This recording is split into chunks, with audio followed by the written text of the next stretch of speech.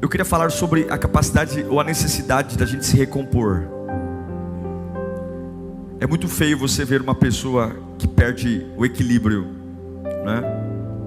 E aí alguém tem que chamar no canto e dizer: por favor, o que ela fala? Recomponha-se. Por favor, recomponha-se. Fique calma. A questão é que a gente tem que ter muita coragem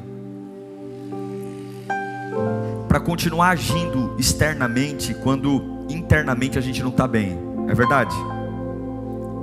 É difícil lidar com essas duas realidades, né? Não estar bem por dentro e continuar agindo certo por fora.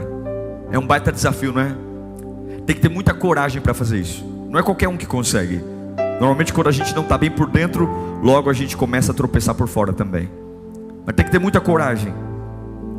Porque se a gente não conseguir fazer isso, a gente vai morrer um sonhador. A gente vai ter muitos desejos, muitos sonhos. E eu não digo só sonhos financeiros, familiares, mas sonhos com Deus mesmo, sabe? E aí de repente, porque eu não consigo continuar bem por fora, porque não estou bem por dentro, eu jogo tudo no lixo. Sonhos, projetos, tudo. E aí a gente faz aquela cara de paisagem, põe um narizinho de palhaço e fala: eu não sei por que isso acontece comigo. Eu não sei porque comigo é só assim. Tem que ter muita coragem para lidar com essas duas relações. O que acontece por dentro e o que acontece por fora. Tem que ter muita coragem. Porque vencer, como eu sempre prego aqui, é muito mais difícil do que perder. Ter sucesso é muito mais difícil do que não ter sucesso. Permanecer em pé é muito mais difícil do que cair. Então, em outras palavras, a gente sabe isso. O que isso quer dizer? Que para ter algo que vale a pena é difícil. Tem que ter muita coragem. Tem que ter muita coragem para entender que algumas batalhas eu preciso perder, porque lutar não vale a pena. A pior coisa que tem, irmãos, é vencer uma batalha que eu nem deveria ter lutado. Quantas batalhas a gente vence e depois de vencer, sangrando, suando a camisa, a gente termina com a vitória na mão e fala: mas eu não deveria nem ter lutado por isso. Quando a gente para, por exemplo, para entender quem define a nossa vida, Deus, não é? Isso é óbvio. Mas a gente fica tão preocupado em gerenciar a opinião das pessoas sobre a nossa vida. A gente fica tão preocupado em gerenciar, a gente fica tão preocupado em desperdiçar o nosso tempo tentando mudar a opinião das pessoas, quando não importa o que pensam sobre você. Deus não vai abençoar você de acordo com o que as pessoas pensam sobre você. Deus vai abençoar você de acordo com o que você pensa sobre você. Gostando de mim ou não, se eu estou no caminho certo, Deus vai me abençoar. Eu nunca vi na Bíblia Deus condicionando a bênção dele de acordo com a média do que as pessoas falam ou pensam de mim. Mas a gente entra em batalhas desnecessárias, tudo porque a gente tem uma dificuldade de lidar com o que acontece dentro de mim e aquilo como eu reajo com o que acontece fora de mim. Quando Deus chama Josué, por exemplo, por 3 vezes ele fala para Josué: ser forte e corajoso, ser forte e corajoso, ser forte e corajoso. E aqui Deus não está falando para Josué sobre a capacidade de segurar uma espada de 30 quilos, ou a capacidade de segurar um escudo poderoso. Não, ele não está falando de uma força física, porrada, murro. Não, Deus está falando sobre ser forte e corajoso dentro. Não é uma força externa, músculo, mas é uma força interna. É uma força de dentro. E é muito importante, irmãos, recompor-se. É muito importante entender que ainda que eu esteja em colapso interno, eu não posso prejudicar o que está fora de mim pelo que acontece dentro de mim. Quando a gente vem à igreja e a gente ouve as pregações, as pessoas dão muito valor para sementes, né? Receba, o que é isso? É uma semente. O que é a semente? A semente é a promessa, não é? A semente é a voz de Deus que vem trazer aquele acalento. Quantos de nós viemos aqui por conta de uma semente? Eu preciso ouvir a palavra, eu preciso de uma semente. Mas veja, por mais brilhante que seja a semente, por mais linda que seja a revelação ou a promessa, por mais gloriosa que seja o eis que te digo, eis que te falo, enfim, toda semente precisa de algo para dar certo, não precisa? O que uma semente precisa? Ela precisa do quê? Ela precisa de um solo, não é verdade? A semente, se cair à beira do caminho, a Bíblia diz que não adianta nada, porque vem uma ave e leva ela embora. Se ela cair entre os espinhos vão sufocá-la. Nós falamos muito de semente, mas falamos pouco de solo. Quem dá a semente? Não é Deus? Agora quem tem o solo? Nós. Adianta correr atrás de uma palavra gloriosa, se o lugar que eu vou plantar essa gloriosa palavra está seco? Adianta correr atrás de uma semente linda, que vai brotar uma árvore maravilhosa, se o lugar onde eu vou plantar essa semente não tem nutriente? O que eu estou dizendo para você é que não adianta você correr atrás de energia, sensações, se você não para observar como você reage e ter a capacidade de se recompor com o que acontece dentro de você. O Provérbios que nós lemos aqui, ele fala exatamente disso. Algumas versões falam de que adianta uma cidade sem muros, que aquele que não sabe se portar diante do ímpio é como uma fonte contaminada, ou seja, não tem sentido, não tem propósito. E alguns, por não saberem digerir essa questão do que é importante, do que não é importante, caminham pelo que não vale a pena. Olhe para mim um instante. Tudo que Deus tem para você é maior que você. Mas tem gente tomando banho numa tigela de sucrilhos. Tem gente subindo no trampolim e mergulhando numa tigela de cereal. Tem gente se afogando num copo d'água, porque não consegue mais discernir pelo que lutar, pelo que fazer. Tudo porque se descontrolou, internamente e externamente. Um homem que não tem domínio próprio, um homem que perde a sua postura diante do ímpio, é como uma cidade sem muros. Já ouviu falar da muralha da China? Sim? Já ouviu falar das muralhas de Jerusalém? Para que serve uma muralha? Para eu limitar o acesso à entrada da cidade. Eu crio muralhas e controlo a entrada com portões. Por exemplo, em Jerusalém existiam 10 portas. Toda a cidade era rodeada por muros, e eu determinava portões para eu saber quem ia entrar. Eu pergunto a você: você tem muros? Você controla o que entra? Ou qualquer coisa entra na sua vida? Muralhas da China, muralhas da Babilônia, muralhas de Jericó. Nos tempos antigos, muralhas protegiam a cidade. E hoje o que nós temos? Pessoas cheias de talento, cheias de potencial, cheias de dinheiro, mas pelo fato de não terem muros, proteção, seus talentos são frutos de catástrofes e tragédias. Quantas pessoas talentosas perdidas hoje? Quantas pessoas com futuro promissor perdidas, porque simplesmente não conseguem ter coragem suficiente para, apesar do que acontece dentro delas, conseguir reagir por fora de forma sadia. Apesar do que eu estou sentindo aqui dentro, eu vou me recompor e fazer o que eu tenho que fazer. Apesar do que está acontecendo aqui dentro, apesar da água fervida, apesar dos burburinhos que está aqui dentro, eu não vou transferir para fora os dilemas de dentro. Mas pastor, isso é falsidade. Não, isso não é falsidade, isso é confiança em Deus. É saber que quem tem remédio é o Senhor, e eu não vou expor minhas feridas para quem não tem remédio. É saber que quem tem remédio é o Criador. Então eu preciso sim lidar com essas duas realidades. Nem sempre o que acontece dentro de mim precisa estar exposto. Nem sempre o que acontece dentro de mim precisa estar para fora. O que eu tenho que fazer? Eu tenho que pôr muros. Muros. Provérbios 16:32. Aquele que domina o seu espírito, aquele que domina o seu espírito é melhor que o herói de guerra. Melhor é o homem paciente do que o guerreiro. Mais vale controlar o seu espírito, mais vale ter controle do seu espírito do que conquistar uma cidade. Mais vale alguém que consegue dizer: minha alma está em colapso, mas eu tenho a capacidade de calar minha boca, eu tenho a capacidade de sentar friamente, mesmo dentro de mim estando colapsando, eu tenho a capacidade. Isso não é terapia não, isso não é condicionamento de comportamento não, isso é o Espírito Santo. Se você tem o Espírito Santo e buscá-lo, ele te dará essa capacidade de ser um freio, de ser, eu não sou um carro desenfreado na ladeira.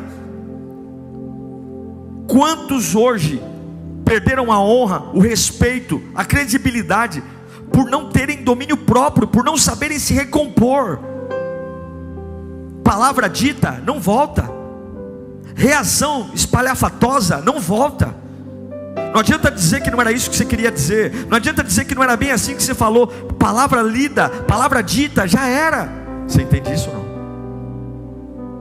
Muitas pessoas têm músculos por fora, mas por dentro são fracotes. Muitas pessoas fazem academia o tempo todo, corpo sadio, mas emoções doentes. Alguns se dizem heróis da fé, mas são barris de pólvora, quando simplesmente alguma coisa dentro deles entra em combustão. Eu amo Provérbios 16:32, como lemos: o longâmino, o paciente. É melhor o homem paciente do que o guerreiro, mas vale controlar o seu espírito do que conquistar uma. Agora olhe para mim, como é que você se define? Se eu fosse fazer uma pergunta para você, ou se Deus fosse fazer uma pergunta para nós, você se define como alguém equilibrado, maduro, alguém que sabe segurar uma onda impetuosa de fúria, ou você se considera um intempestivo, um estourado, um irresponsável? Quem você é? Quanto de coragem você tem para não deixar estourar fora os conflitos de dentro da sua alma? Quem você é? É muito importante olhar para dentro de você. A gente sabe de todo mundo. A gente fala: a Maria é estourada, o João é pavio curto, aquele ali não fala. Mas e você? E eu? E eu? Quem eu sou? Você nunca vai mudar algo fora de você sem primeiro saber o que acontece dentro de você.